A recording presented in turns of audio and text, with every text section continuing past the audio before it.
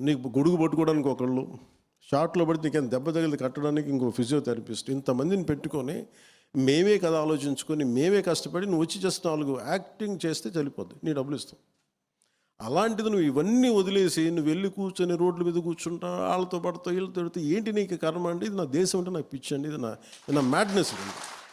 నా బాధ ఎక్కడ ఉంటుందంటే, నన్ను భారతీయుడిగా పెంచారు అందరూ. భారతదేశంతో భారతీయత అని పెంచాను.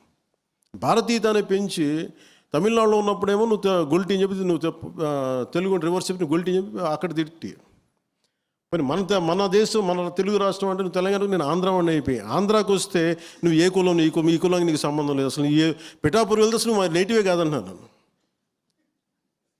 ఇప్పుడు ఎలక్షన్ టైంలో అంటే ఎక్కడికి వెళ్తే ఎక్కడ పారిపోతావు ఈ దేశంలో? సో నాకేనంటే ఇది షార్ట్స్ ఇప్పుడు నేను కూర్చోబెట్టి ఇది అంటే ఇది బేసిక్గా divisiveness is a disease in human nature. దాని ఏం తప్పు పట్ల అది పార్ట్ ఆఫ్ నేచర్ అంతే, ఇంక మనం ఏం చేయలేము దానికి. But how do we address it? నా దగ్గరికి 100 ఇంటెలిజెన్స్ రిపోర్ట్స్ వస్తూ ఉంటాయి, ఎవరు ఏం చేస్తున్నారు ఏంటి అనేది. నేను ఇట్లా వాక్య చూస్తూ ఉన్నాను,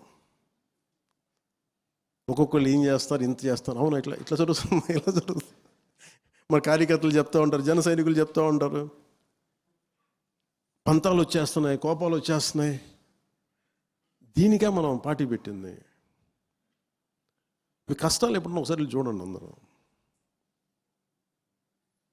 చాలామంది నాకు అర్థం కానీ ఏముంటాయి, నాకు కింద స్థాయి నుంచి పార్టీ నడిపిన రోజుకి కనీసం ఒక 2008 నుంచి ఇప్పుడు కొన్ని లక్షల మందిని కలిసి ఉంటారు ఫేస్ బై 1-on-1.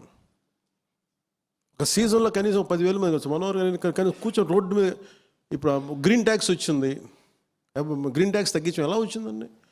మేము రోడ్డు మీద వెళ్తుంటే కూర్చొని బండి ఆపితే చెప్పాను మాకు ఇది సమస్య, we made it a point.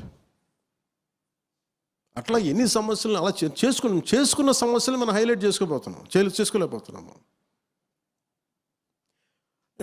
ఇవన్నీ బ్రాడ్గా డిఫైన్ చేసుకుంటూ వెళ్తున్నాం ఇవన్నీ. కానీ ప్రాసెస్లో మనందరం అధికారం రాకముందు ఉన్నంత ఐక్యత, అధికారం ఉన్నంత పోరాట పటిమ అధికారంలోకి వచ్చా కొరవడ్డాయి. అందరూ మెత్తబడిపోయారు, నేను మెత్తబడలేదు. నాకున్నది ఏంటంటే I have got big responsibility. పార్టీని ఎలా నడపాలి, పోనీ చేద్దామంటే ఇది కూర్చొని ఒక 100 మంది మేధావులు కూర్చొని కలిపిన పార్టీ కాదు. నా ఆవేదనో నా కోపమో కింద పడో మీద పడో నలిగి తర్వాత చాలామంది మనోహర్ గారు లాంటి పెద్దలు మీలాంటి పెద్దలు అందరూ వస్తే ఇప్పుడు ఫామ్ అవుతుంది పార్టీ. ఇప్పుడు నేను ఏం కోరుకున్నాను, అధికారం రాకముందు ఉన్నంత బలం అధికారం వచ్చిన తర్వాత ఎవరి కాలం ఇట్లాగా లూజ్గా అయిపోయాం, వదులుగా ఉన్నారు అందరూ. It's a time to come back.